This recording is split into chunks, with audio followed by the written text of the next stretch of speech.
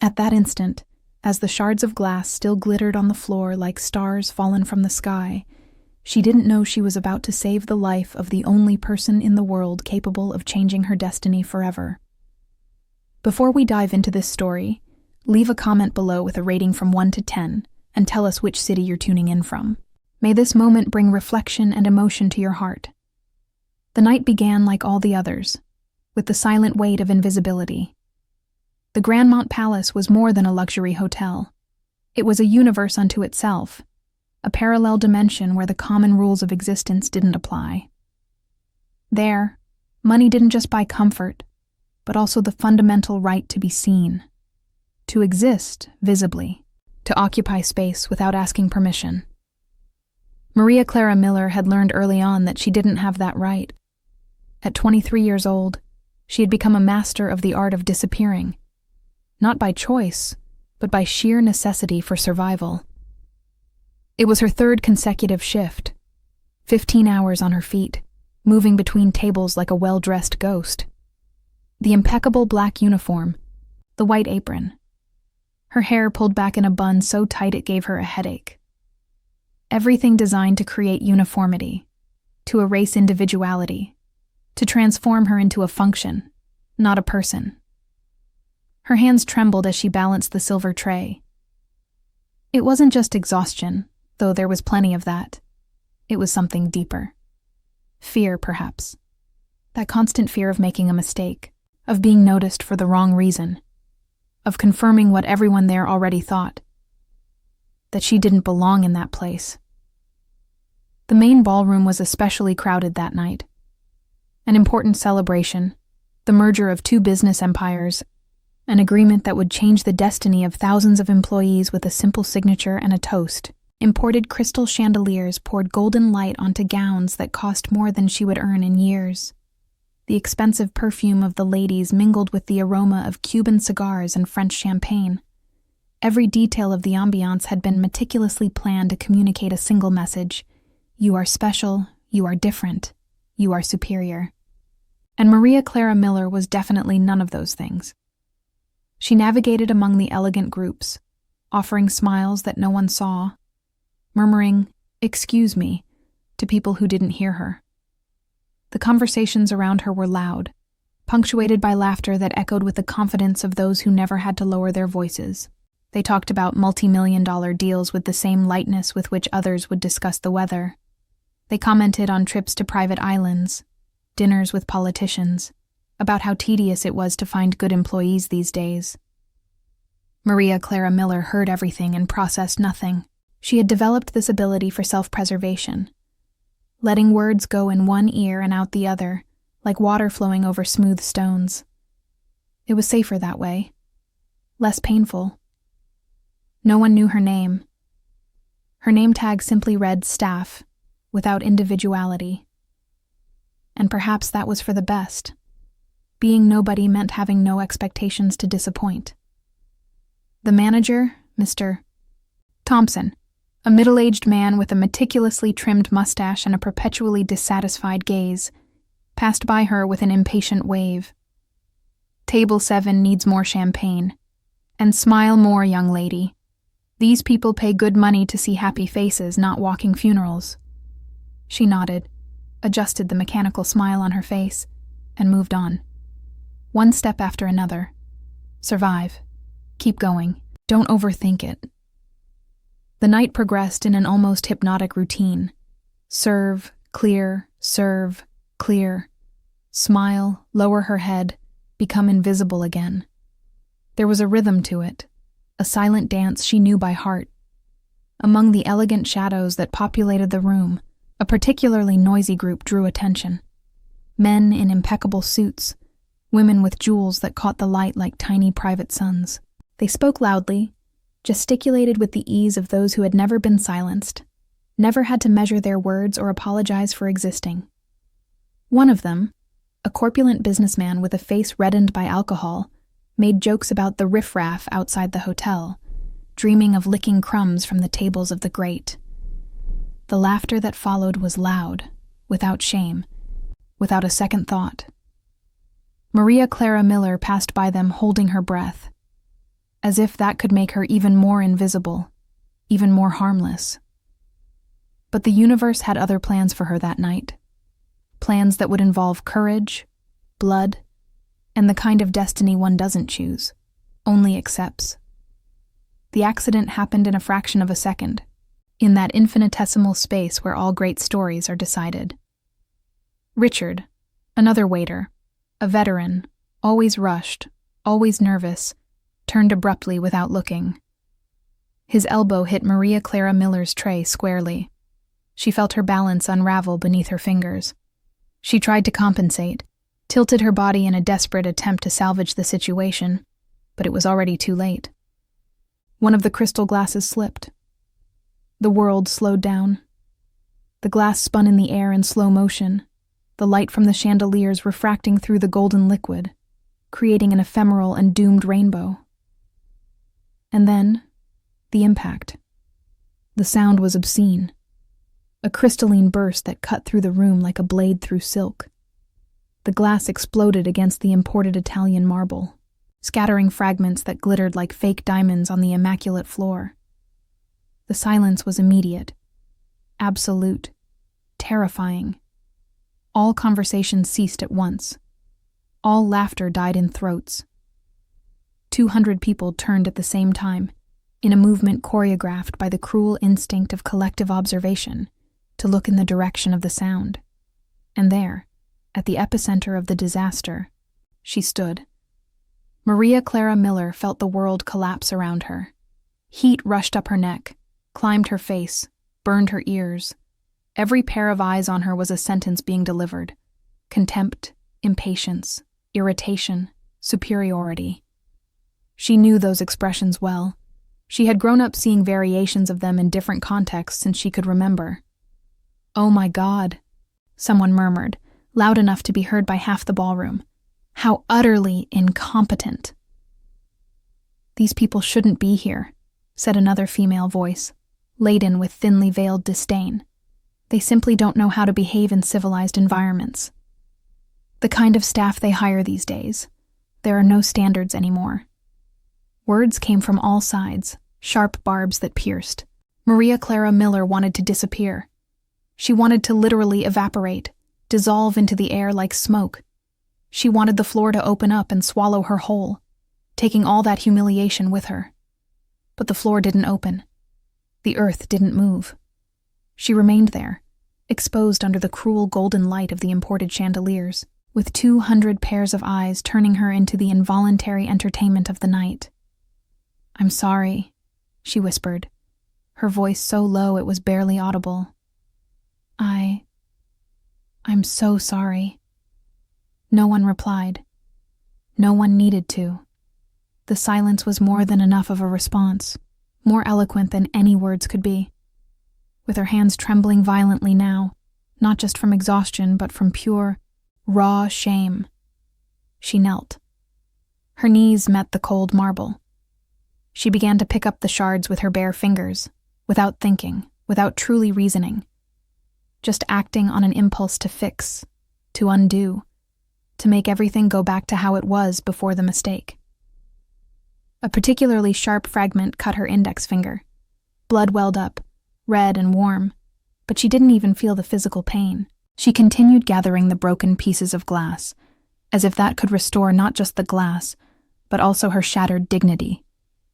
The sound of the shards being collected seemed amplified 1,000 times. Each tiny piece of glass clinked against the others like a bell of shame, announcing her failure to all present.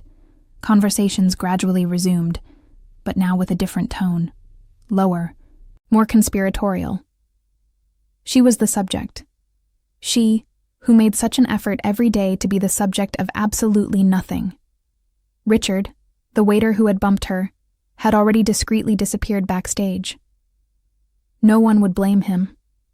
Blame always found the invisible first, like water flowing downhill and accumulating in the lowest parts. It was at that moment, kneeling on the cold floor, humiliated before 200 witnesses, with tears burning behind her eyes but stubbornly refusing to fall, that Maria Clara Miller saw something that would change everything. 6 feet to her left, A woman was leaning strangely over the table. At first, Maria Clara Miller thought she was just another bored guest, perhaps too woozy from champagne and wine. But there was something profoundly wrong with her posture. The woman's fingers were clenched on the white linen tablecloth, clutching the fabric with desperate force, her knuckles white with tension. Her face, previously serene and elegant, was now too pale, with a grayish tint that definitely did not belong to the living. The woman tried to stand, but her knees gave out. She staggered dangerously, and her hand instinctively went to her chest, a universal ancient gesture, the body calling for help in a language that transcends words and cultures. The waiter serving her recoiled one step, then two, his eyes wide with panic, not knowing what to do at all. Other guests began to realize that something was terribly wrong, but no one moved. Everyone seemed paralyzed. Some shocked, others visibly offended, as if that heart attack were a grave breach of social etiquette. And it was then that something broke inside Maria Clara Miller. It wasn't a conscious or rational thought. It was pure instinct. It was something deeper than reason or fear, that primitive spark that exists in the human heart and makes us jump in front of a car to save an unknown child, that makes us run toward fire while everyone else flees. She dropped the glass shards she was still collecting. She stood up with a sudden movement, and she ran. She crossed the space between them in 3 long, decisive strides. She knelt beside the woman, who was already half sliding from the upholstered chair. People around them parted, some genuinely shocked by what they saw, others visibly offended by the sheer audacity of that simple waitress touching one of the ladies of high society. The woman's white silk dress was already stained with red wine from a glass that had toppled onto the table. Her jewels, a diamond necklace that probably cost more than a house, emerald earrings that caught the light, shone in morbid contrast to the increasingly deadly pallor of her skin. "Ma'am?" Maria Clara Miller called, her voice firm now, without the cowardly tremor of minutes before. "Ma'am, can you hear me?" The woman's eyes opened for a brief instant, glassy and unfocused, trying desperately to fix on something, on anything. Her lips moved, forming words, but no sound escaped. Her hand still clutched her chest, fingers curved like claws trying to rip the pain out from within. Maria Clara Miller looked around, desperate, searching for help. "Someone call an ambulance, now! She's having a heart attack." No one moved immediately. Everyone seemed to wait for someone else to take charge, for someone more qualified to appear. The waiter who had been serving that table had recoiled even further, his back literally against the wall, in a clear state of paralyzing panic. There was no time to wait for heroes. There was no time for protocols or hierarchies. Carefully but with determination, Maria Clara Miller laid the woman on the floor, gently supporting her head. Memories came in fragmented flashes. A basic first aid course she had taken years ago, at the local community center, taught by a volunteer nurse on a rainy afternoon. She had barely paid attention at the time, distracted by teenage problems. Who would have imagined it would be useful one day? Who would have imagined a life would depend on that half-forgotten information? "Please," she murmured, more to herself than to any deity or higher power. "Please, help me remember. Help me do this right." With trembling but determined fingers, she loosened the collar of the woman's dress, giving her room to breathe. She checked her breathing. Weak, very weak, dangerously irregular. She placed 2 fingers on her pulse. It was there, but faint as the flutter of a dying moth's wings. Heart attack. It had to be. And she needed to act now, immediately, without hesitation. She positioned her hands over the center of the woman's chest, interlaced her fingers as she had learned. Chest compressions. 30 compressions, 2 ventilations. Or was it 15? Her mind seized, panic threatening to take over and destroy everything. No. Focus. Remember, it was 30. She was sure it was 30. She began to press on the chest. 1, 2, 3, 4. She counted aloud now, her voice echoing in the deep, unnatural silence of the ballroom. No one else spoke. No one even seemed to breathe. 200 people watched in complete muteness as a nameless, faceless, unimportant waitress fought against death itself. The compressions were infinitely harder than she imagined. They required real strength, substantial pressure enough to manually pump the heart through the sternum. Her arms ached in protest. Her muscles screamed. Sweat ran down her forehead, getting into her eyes and stinging. But she couldn't stop. 30 compressions. A very brief pause. She tilted the woman's head back, opened her airway as she had learned, brought her lips to hers, and blew air into those lungs that refused to work on their own. Once, twice. Nothing happened. She resumed the compressions. 1, 2, 3, 4. Her voice growing more desperate with each number. 10, 11, 12. Tears finally escaping now, falling onto the cold marble and blurring her vision. 20, 21, 22. Breathe, she begged between compressions, between the sobs that threatened to take over. Please, please breathe. Don't die. You can't die. Not now. Not here. Time stretched surreally, each second transforming into its own eternity. Maria Clara Miller's arms trembled violently with exhaustion, her muscles burning like fire. But she didn't dare stop. She couldn't stop.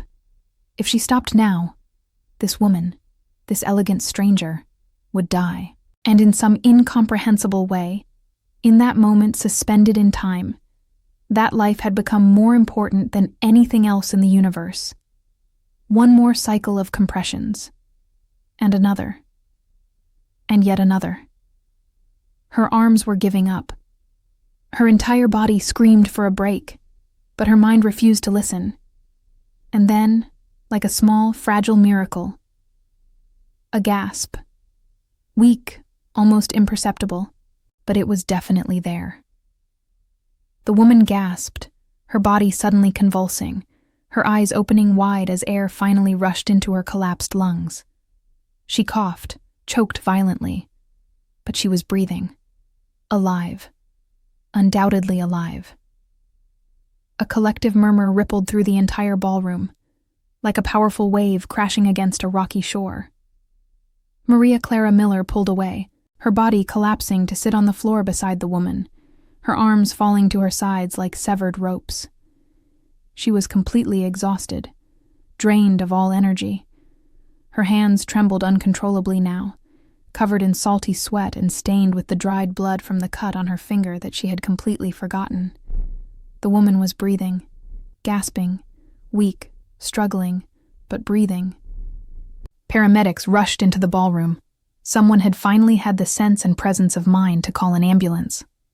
They took control of the situation with well-trained professional efficiency, applying an oxygen mask, checking vital signs with electronic equipment, preparing the collapsible stretcher. Maria Clara Miller remained there, sitting on the cold floor, observing everything happening around her as if it were a distant movie, as if she were watching someone else's life through a blurred window. Her physical body was present, but her mind floated somewhere far away, trying to process the magnitude of what she had just done. She had saved a life, a real human life. Someone who seconds ago was dying was now breathing because of her. And it was in this state of semi-consciousness, of absolute exhaustion mixed with overwhelming relief and adrenaline still pumping through her veins, that Maria Clara Miller felt a drastic change in the air around her. A different kind of silence descended upon the ballroom. It was no longer the silence of judgment or shock. It was something infinitely more visceral. Fear, perhaps. Or deep, instinctive respect. Or a disturbing combination of both. She lifted her tired gaze and saw him for the first time. From the top of the monumental white marble staircase that connected the upper to the lower ballroom, a man descended with measured steps. Tall, imposing in a way that went beyond mere physical stature, wearing a dark, Custom-tailored suit cut so perfectly it seemed to have been painted directly onto his body. But it wasn't the expensive clothes that stole all the attention. It was the presence. It was something indefinable in the way he moved, without any hurry, but with absolute control over every muscle, every breath, that transformed each step he took into a silent declaration of power. The air in the ballroom literally changed as he began to descend. The conversations that had resumed in nervous murmurs after the rescue died once more, this time with even greater speed. People instinctively moved away, creating an invisible corridor. Heads lowered slightly, in a gesture of almost unconscious deference, like animals recognizing an alpha predator. His footsteps echoed on the polished marble. They weren't ordinary, everyday steps. Each one seemed mathematically calculated, precisely measured, laden with unquestionable authority. The sound reverberated through the high walls, the ornate ceiling, the crystal chandeliers that now seemed to burn with a colder, more impersonal light. Maria Clara Miller didn't know who he was. She had no idea. But her body knew. Her most primitive instincts recognized pure power when she was in his presence. The kind of power that doesn't need to be announced, doesn't need to be demonstrated, because it is already permanently etched in his upright posture, his penetrating gaze, the dense silence that surrounded him like an aura. He crossed the entire ballroom in a perfectly straight line. Everyone made way without him needing to ask or even look. His eyes, dark, deep as bottomless wells, absolutely impossible to read or decipher, were fixed exclusively on the woman lying on the floor. Maria Clara Miller tried to stand up purely out of self-preservation instinct, but her legs simply didn't respond to commands. She remained there, sitting on the cold marble that smelled of expensive polishing wax, watching as he approached closer and closer. When he finally reached the unconscious woman surrounded by paramedics, he stopped. For a moment that seemed to stretch indefinitely forever. He just looked at her in complete silence. And then, very slowly, in an absolute contradiction to everything his presence communicated, he knelt. It was a gesture so unexpected, so profoundly human and vulnerable, that some people around them literally gasped in shock. He touched the woman's face with a delicacy that contrasted brutally, violently, with the entire intimidating aura that surrounded him. His fingers, strong and calloused despite his impeccable manicure, traced the soft curve of her face, tenderly pushed a strand of gray hair from her sweaty forehead. And in that touch, in that simple, intimate, and profoundly human gesture, the entire ballroom understood at once. "It's his mother," someone whispered with reverence and fear mixed. The murmur spread through the crowd like fire consuming dry paper, passing from person to person in concentric waves. Adriano Sterling's mother, Mr. Sterling, the heir to the Sterling Empire, the most powerful man in the region. Maria Clara Miller didn't know these names. She didn't know what they meant or represented. She didn't understand the titles or the implicit hierarchies. But she saw what truly mattered. She saw the genuine fear in the eyes of everyone around. She saw how everyone recoiled without realizing it, how no one dared to breathe too loudly, how even the paramedics worked with an extra tension in their shoulders. And then, after personally verifying that his mother was stable, after whispering something in her ear that no one else could hear, Adriano Sterling slowly raised his gaze and fixed it directly on her. Maria Clara Miller felt all the air violently escape her lungs. Those eyes, the color of over-roasted coffee, almost black as a moonless midnight, pierced her with physical intensity. It wasn't exactly a cruel gaze, but it was absolutely relentless. It was the kind of gaze that saw through all masks, all lies, all the carefully constructed defenses people built around themselves. He studied her in prolonged silence. She was still on the floor, her black uniform dress stained and wrinkled, her hair escaping from the bun that was once so tight, her hands trembling uncontrollably, dried blood on her cut finger. She must have looked absolutely pathetic there. Broken, exhausted, a complete human mess. But he didn't look at her with disdain. He didn't look with pity. There was something entirely different in that penetrating gaze. Something she couldn't decipher or name. A silent question, perhaps. Or deep recognition. Or evaluation. Or gratitude mixed with something darker and more complex. It was you. It wasn't a question. It was pure statement. His voice deep and perfectly controlled, but carrying something much deeper running beneath the calm surface. Maria Clara Miller tried to answer, opened her mouth, but her voice simply failed. She just nodded, a small, uncertain movement of her head. You saved her life. Again, it wasn't a question. It was an absolute affirmation, as if he were engraving that fact in stone. She didn't know what to answer. What does a person say in a situation like that? You're welcome? It was a pleasure? I just did what anyone would do. Everything sounded absolutely inadequate, false, too small for the moment. So she remained in complete silence, holding his gaze because she simply couldn't look away, even if she desperately wanted to. The tension between them lingered. Seconds turned into minutes on the distorted clock of perception. The entire world narrowed to that small, charged space between them. He kneeling beside his unconscious but breathing mother, she sitting on the floor a few feet away, and an invisible but unbreakable thread connecting the two. The paramedics finally began to move the woman with extreme care onto the stretcher. Adriano Sterling rose in a single fluid-controlled movement, but his eyes did not leave Maria Clara Miller. Not immediately. Not for several seconds that felt like hours. Your name, he said, and this time it was a clear order, not a request. Maria Clara, she finally managed to articulate, her voice hoarse from shouting during the compressions. He nodded once, the movement precise and definitive, as if he was filing away this information somewhere very important in his mind, as if he was engraving this name in a place from which it would never be erased. And then, without further words, without explanations or verbal thanks, he turned with that controlled grace and followed the paramedics who were taking his mother away. The ballroom remained in absolute, reverent silence until he completely disappeared from view through the glass doors. Only then, only when he had truly left, did people begin to breathe again, as if they had been underwater all that time. Only then did conversations resume, now frantic, excited, filled with speculation and gossip. But Maria Clara Miller barely registered the chaos of voices around her. She remained sitting on the cold floor, completely unable to move, trying to process what had just happened. She had saved a life. The mother of the most powerful man in the entire region.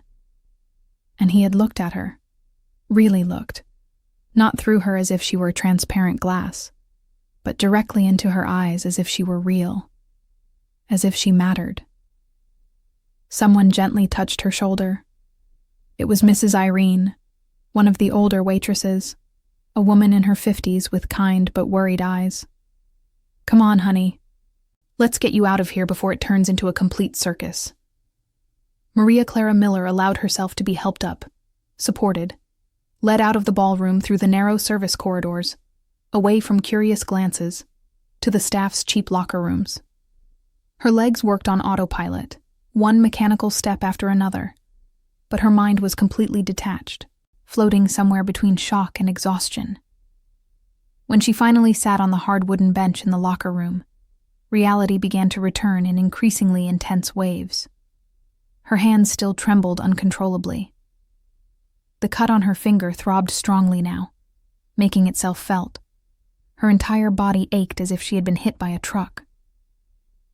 You did something absolutely incredible in there, honey, Mrs. Irene said softly, offering a plastic cup of water.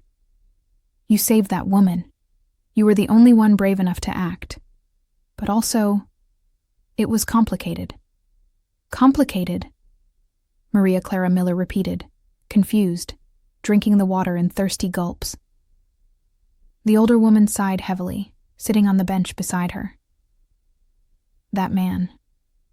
Adriano Sterling. You really don't know who he is, do you? Maria Clara Miller shook her head negatively, feeling ignorant and out of place. He is. How can I explain? Mrs. Irene chose her words with extreme care, like someone crossing a minefield. The Sterling family controls half of this city: banks, construction companies, most of the local media, several politicians in various spheres. They are completely untouchable. And Adriano Sterling is the sole heir to absolutely all of it. They say he's cold as polar ice, that he rules with an iron fist, that he never, ever forgets a favor done for him, but also never, under any circumstances, forgets an offense or betrayal. But I just helped his mother, Maria Clara Miller said, still trying to process all this information. Why would that be complicated? I know, my dear, and maybe it will be a good thing. I hope it will. Mrs. Irene didn't look at all convinced, worry evident in her tired eyes. But with people of that level of power, even good deeds can have unexpected consequences. They live in a completely different world than ours, a world where debts are always collected, even when they are debts of gratitude. A world where everything has a price, everything has weight, and nothing is free. Maria Clara Miller didn't fully understand the extent of the warning, but she nodded anyway. She was too tired to think about future consequences or complications. It was only much later, when she was returning home in the early hours of the morning on the almost empty bus that slowly crossed the sleeping city, that the full dimension of what had happened finally began to settle in her consciousness. She had saved a real human life. Not just any life. The mother of the most powerful and feared man in the entire region. And he had looked at her. Really, truly looked. For the first time in countless years, someone had seen her. Not as a convenient ghost, not as a mere disposable function, but as a real person with a face and a name. She couldn't explain why, but that simultaneously terrified her deeply and moved her in a way she couldn't name. Maria Clara Miller looked out the dirty bus window, seeing the night city pass in dark blurs, buildings with empty windows, completely deserted streets, the pale, indifferent moon hanging in the sky like a silent witness. Everything superficially seemed the same. The same bus, the same route, the same destination. But something fundamental within her had changed forever. Unbeknownst to her, at that exact instant, while she was making her solitary way back to her tiny apartment in the city's forgotten outskirts, and Adriano Sterling remained motionless beside his mother's hospital bed, watching her breathe with the aid of machines. The invisible and relentless gears of destiny had already begun their silent work, and once started, that movement could not be stopped or reversed. The days that followed were strange in a way Maria Clara Miller couldn't adequately explain. In the noisy, hot kitchen of the hotel, the other staff members whispered about her whenever they thought she wasn't listening. Some said with absolute certainty that she would be fired for causing a scene. Others, with wide eyes and hushed voices, swore that Mr. Sterling himself had personally asked Human Resources for her full name. She pretended not to hear anything.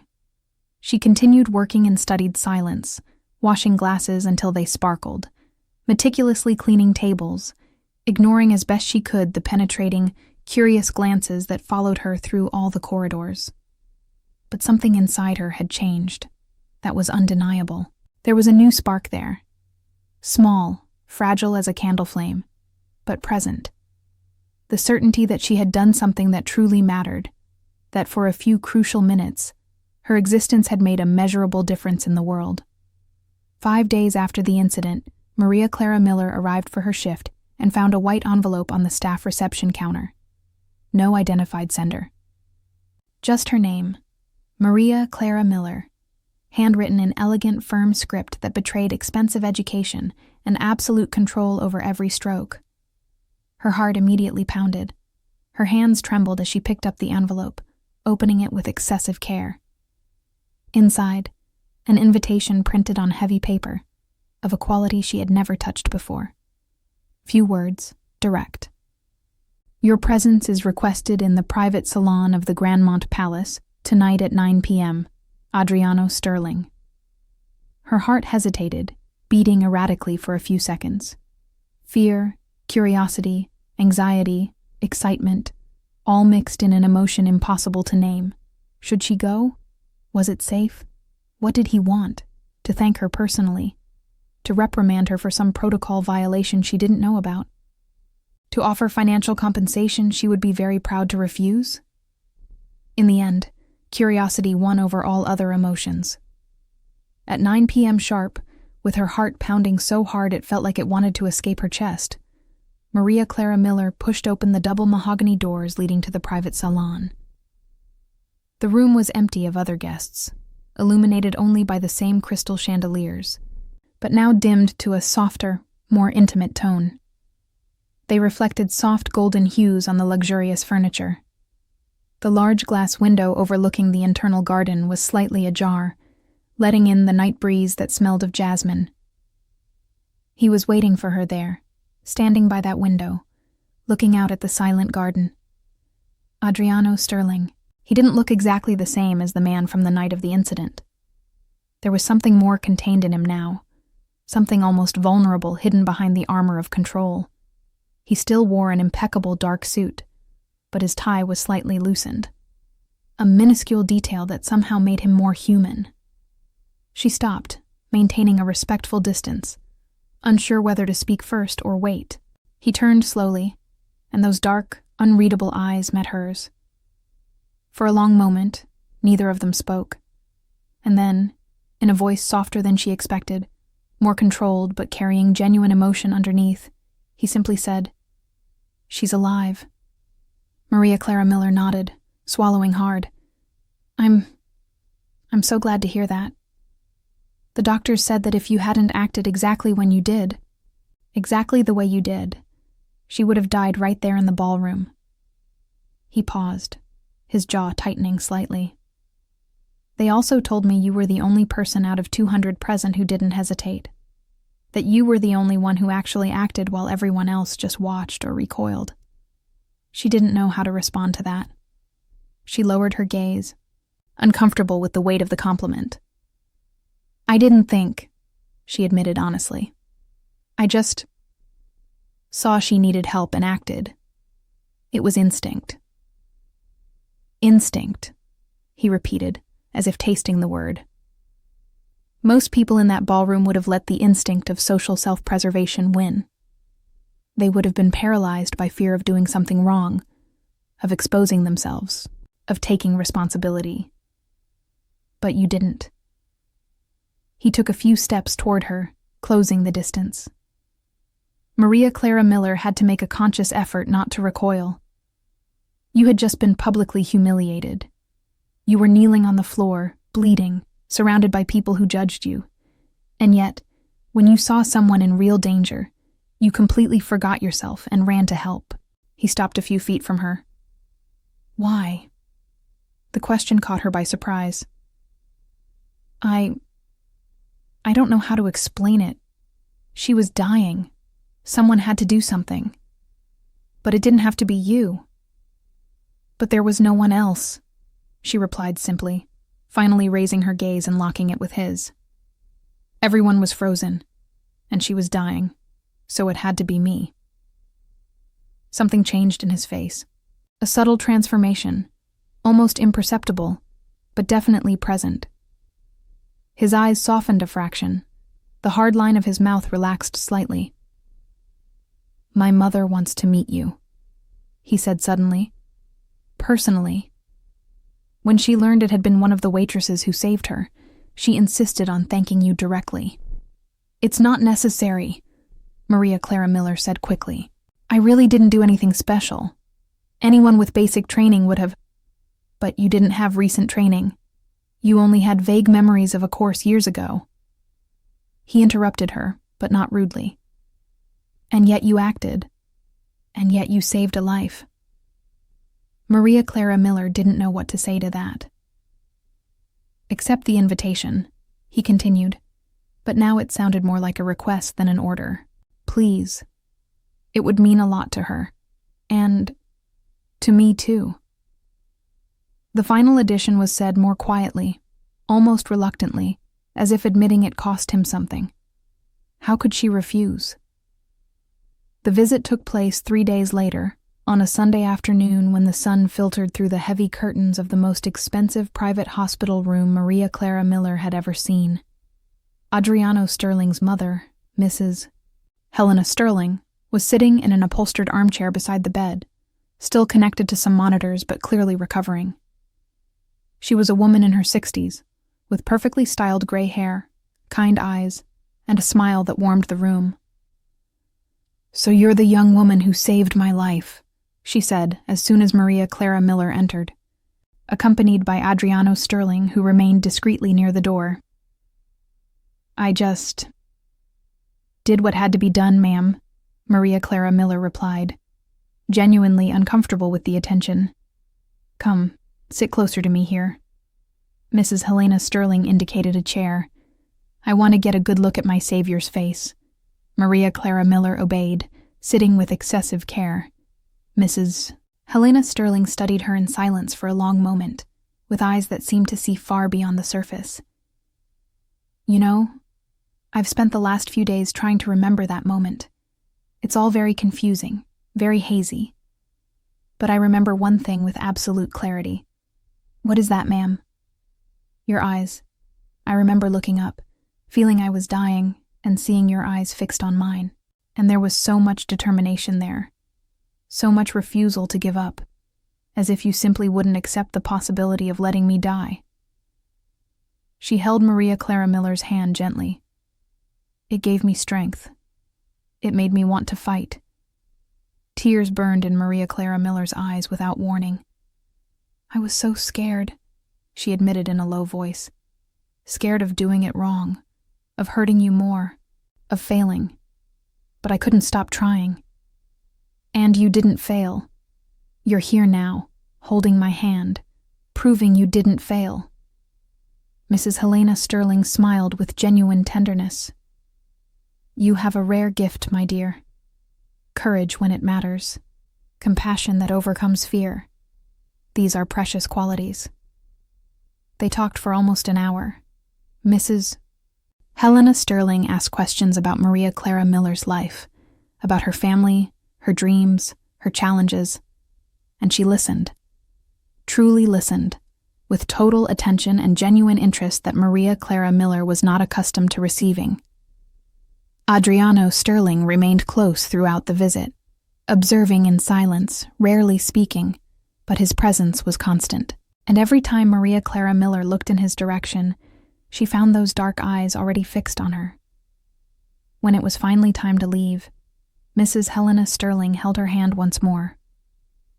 "You are always welcome here, Maria Clara. Always.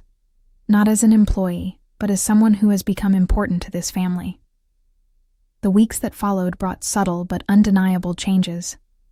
The invitations repeated. Sometimes to visit Mrs. Helena Sterling at the hospital, then at her home, a mansion that looked like a castle.